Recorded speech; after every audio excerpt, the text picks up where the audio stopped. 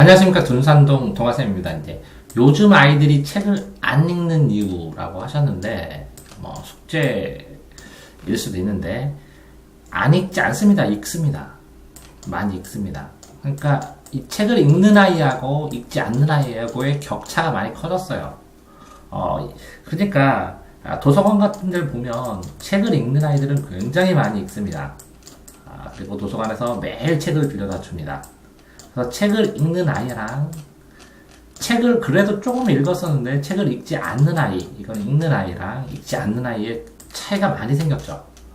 왜 그러냐면 여기에 어중간해 있던 아이들이 여기에서 인터넷 환경으로 인터넷을 누르면 그냥 편하게 영상이 나오니까 책 읽는 것보다 훨씬 더 편하거든요.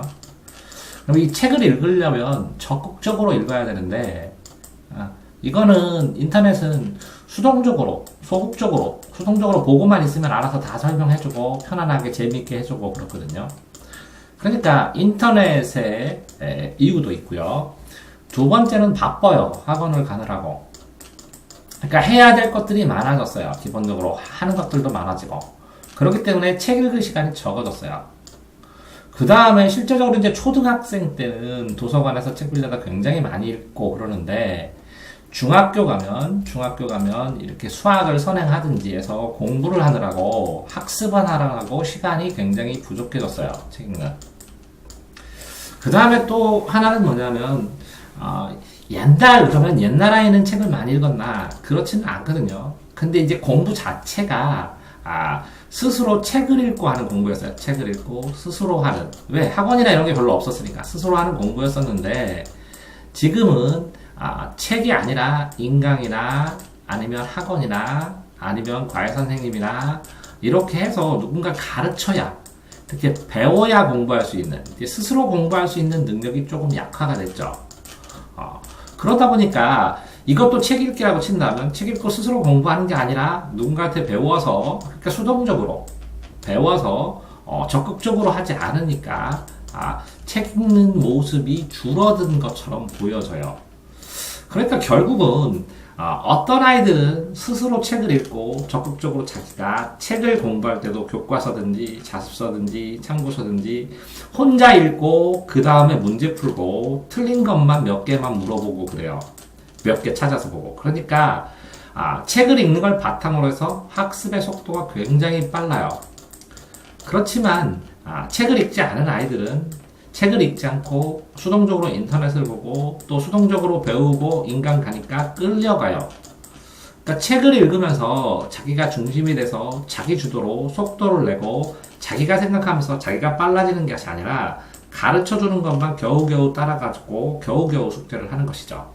그러니까 이런 두 개의 차이 때문에 책을 읽혀야 된다라는 당연한 말을 하는 것이고 왜 책을 안 읽을까? 그거를 찾아서 그거를 개선을 해보자 라는 것 때문에 이런 숙제를 내시는 겁니다.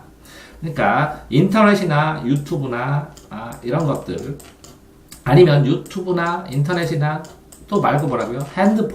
핸드폰을 하고 게임을 하는 것들 그 다음에 굉장히 많은 학원들 그 다음에 선행학습을 할 때 학습에 대한 부담 이런 것들 때문에 따로 의지를 가지고 시간을 내서 독서를 하지 않으면 이제 책 읽기가 쉽지 않다는 거예요. 점점 가면서.